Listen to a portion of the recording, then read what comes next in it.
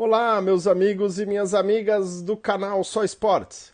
A minha coluna desta semana tratará do projeto de lei 5.516 do ano de 2019, já aprovado no Congresso Nacional e que agora aguarda sanção presidencial para que se torne lei. Este projeto de autoria do presidente do Senado Federal, senador Rodrigo Pacheco, e que contou como relator o senador do Rio de Janeiro, Carlos Portinho, versa sobre a possibilidade dos clubes de futebol no Brasil criarem as denominadas sociedades anônimas do futebol. Esse projeto visa trazer ao ambiente esportivo, ao ambiente do futebol propriamente dito, um conceito de maior profissionalização.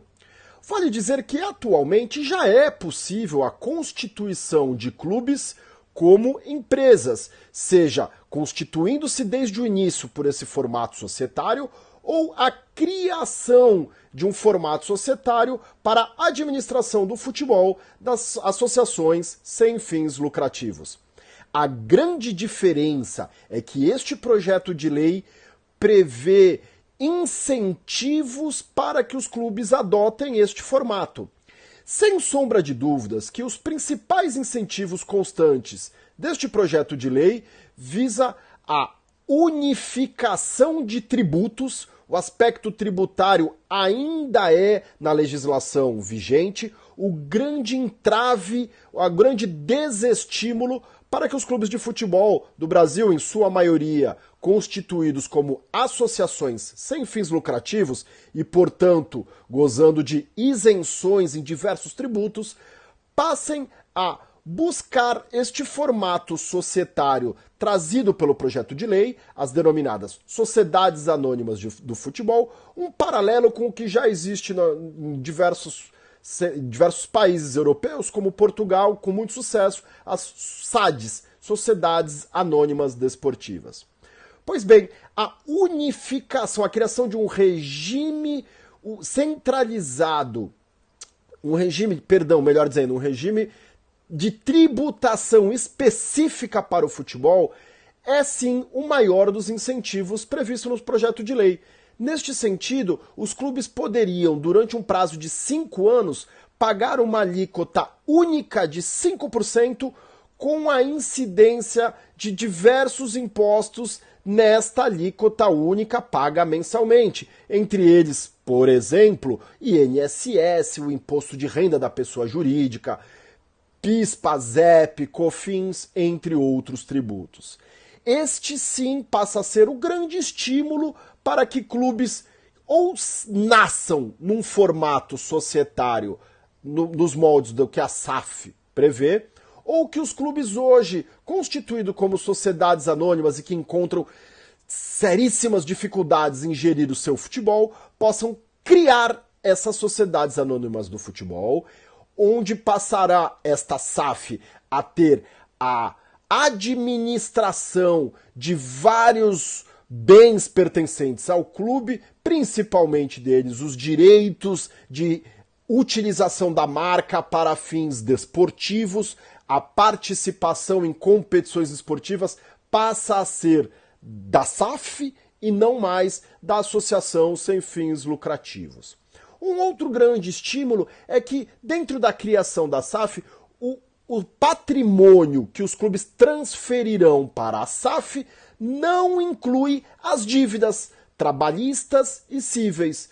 A questão é, a SAF repassará mensalmente um percentual das suas receitas para que o clube, associação sem fins lucrativos, dentro de um regime centralizado de execuções judiciais, passe a pagar os seus credores de forma unificada dentro de um único juiz de execução, passe a dividir um valor mensal para o cumprimento dessas obrigações financeiras.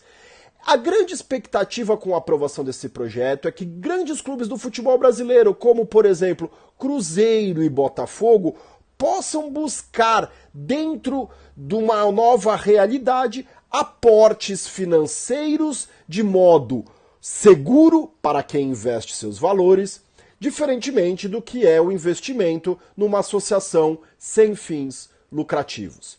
Vale dizer, para trazermos os louros a quem efetivamente os merece, o projeto de lei da SAF teve como idealizadores dois grandes advogados aqui do estado de São Paulo, o Rodrigo Monteiro Castro e José Francisco Mansur. Portanto, aguardemos a sanção presidencial para que o projeto da SAF entre efetivamente no nosso ordenamento jurídico e, com isso, possamos criar um ambiente de estímulo a investimentos no futebol brasileiro. Vale destacar ainda que a SAF poderá, inclusive, criar a Debenture Fut, que terá um prazo mínimo de 2 anos de vencimento e a sua remuneração mínima será igual ou, evidentemente, maior do que a da poupança. Portanto, essas são formas, o clube, inclusive a SAF, inclusive poderá listar ações na Bolsa de Valores. São exemplos que eu quero demonstrar que a criação de um ambiente de estímulo à profissionalização passará a ser uma nova realidade, um novo cenário dentro do futebol brasileiro. Por fim, a crítica que eu trago é que há um senso, um discurso de que a simples transformação de um clube ou a simples criação de uma sociedade anônima garantiria a extrema profissionalização da gestão. Isso não é uma completa verdade, pois dentro do formato legal atual, nós já temos clubes que constituíram empresas para gerir o seu futebol profissional, mas na prática isso não representou um avanço nas suas administrações. O necessário é criar, estimular, e isso o projeto da SAF de fato faz, o estímulo a um ambiente de profissionalização, um ambiente de segurança para o aporte de valores externos dentro do futebol brasileiro.